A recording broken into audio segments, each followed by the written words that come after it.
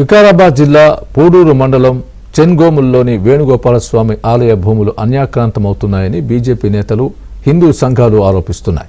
22 ఎకరాల ఎండోమెంట్ భూముల్లో కొందరు స్థానికులతో కలిసి కబ్జా చేసి బోర్డులు పాతారని చెబుతున్నారు. దేవాలయ భూములను స్వాధీనం చేసుకుని కాపాడేలా చర్యలు తీసుకోవాలని కోరుతున్నారు.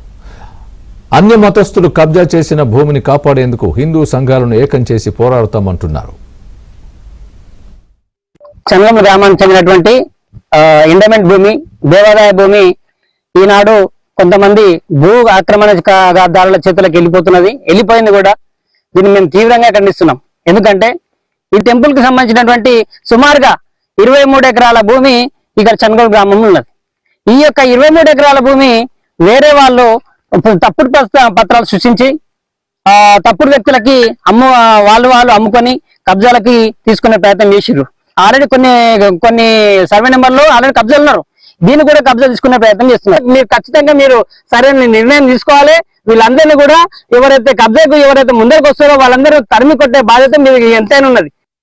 ఈ చెన్గోము గ్రామంలో ఈ మిగతా 22 ఎకరాల భూమి దేవాదాయ శాఖ భూమి ఇట్లా ఒకవేళ ఈ ఎండోమెంట్ వాళ్ళు కానీ వీళ్ళందరూ దీనికి అధిక పరిష్కారం చేయకపోతే మాత్రం ఈ భూమిని ఇరిచే ప్రసక్తే లేదు. అధికారుల దృష్టికి ఇట్లా తీసుకెళ్ళాము. వాళ్ళకి ఇట్లా ఇప్పటి వరకు ఏమీ రెస్పాన్స్ లేదు. వాళ్ళు లేనానికి ఇప్పటి వరకు మొన్న వచ్చిన ఆసిఫ్ ఖాన్ అంటే ఆయన ఇట్లా బోర్డు వాతిపోయాడు. ఇప్పుడు వాళ్ళ నిర్లక్ష్యం వల్ల ఇంతవరకు వస్తున్నది ఈ భూమి. 22 అధికారుల నిర్లక్ష్యం వల్లనే 22 ఎకరాల భూమి కబ్జాకు గురి అయింది చెన్గోము గ్రామంలో పూడూరు మండలం. వాళ్ళ కబ్జాకి ఇట్లా క్లియర్ చేయకపోతే కలెక్టర్ ముట్టడిస్తాం.